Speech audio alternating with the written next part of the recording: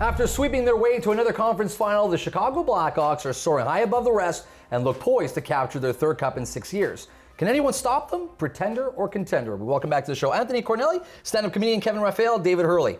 All right, Crawford goes from an .890 save percentage. He ends up saving 137 shots on 144 shots. He completely turns it around. It's a team that's probably the most deep in the playoffs. You look at what Chicago's been able to do. They're a patient team. They've got goaltending. They've got depth. They've got goal scorers. They got 4 lines that are rolling.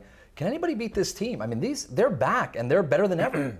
Can I say the Montreal Canadiens? Yes. I'm hoping the Montreal Canadiens. I had predicted the Chicago Blackhawks play the Montreal Canadiens in the Stanley Cup Finals. Listen, the Chicago Blackhawks, if you look at a team from A to Z, this is the complete team. The only thing that they're weak is goaltending. And with Crawford being able to stop and go what he did in Minnesota, 4 straight, I'm sorry. With that top 6D in front of you, and you have Patrick Kane, you have Jonathan Toews, Marian Hossa, I'm sorry. They have an infinite amount of scoring opportunities in front of you. They're going to be a very, very difficult team to beat. I think I have to agree with my buddy David. When it comes to all the elements, the Chicago Blackhawks are a contender. They got the leader in Toews. He's the Mark Messier. He's a modern-day Mark Messier.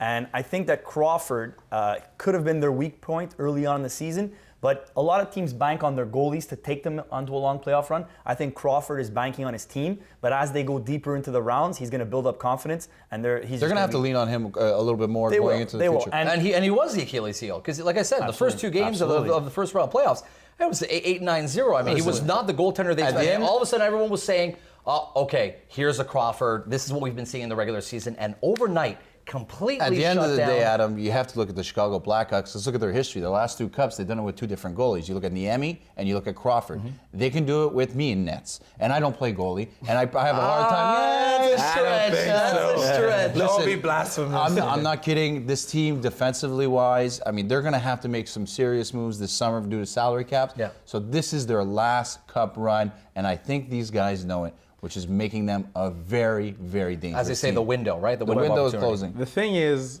I love the Chicago Blackhawks. They're good. They have a great team, but they smacked a poor Minnesota team. Yeah. They didn't have a goalie. Their star players are soft. I mean, it's I would disagree partially because they were outshot.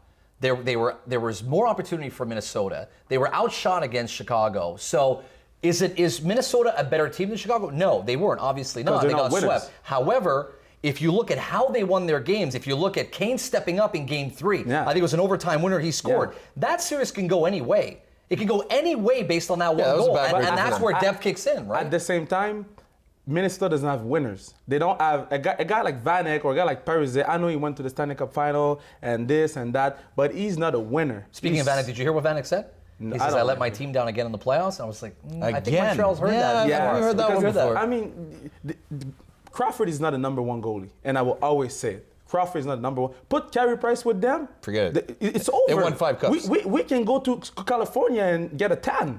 It's done. Yeah. But I mean, they have Crawford, and Crawford's gonna ride the wave. The big things that I count on is experience in the playoffs. Now, the Chicago Blackhawks have 17 returning Stanley Cup champions for a total of 25 rings. They got Olympics. Yeah, they got winners that won Olympic medals, et cetera, et cetera. I think Crawford might not be that starting goalie that we're looking for, but the team they have in front of them is when Timo Timonen is your 6th defenseman. He plays with Vermette on that line, right? You know, Timo Timonen, the defenseman. He for the Flyers for a whole career, just a warrior. He was in Nashville, then he gets straight into Forsberg, goes to Philly, becomes their leader, and then Philly. I'm glad that they did this. They gave him an opportunity. They traded him away for a bag of pucks and 3 sticks. Yeah. They just gave him a chance to win a Stanley Cup in Chicago, and I really think he has that opportunity to do it. But if you look at the Chicago Blackhawks, just look at them play. Yeah. Is that not what Marc Bergevin is trying to turn the Montreal Canadiens into? Yeah. And it's scary to think they're locked in. Absolutely. Their major guys are locked in long-term. And let's not forget about the Ducks. The Ducks, they're big. They're going to bang them. Chicago's got 4 lines that are rolling right now.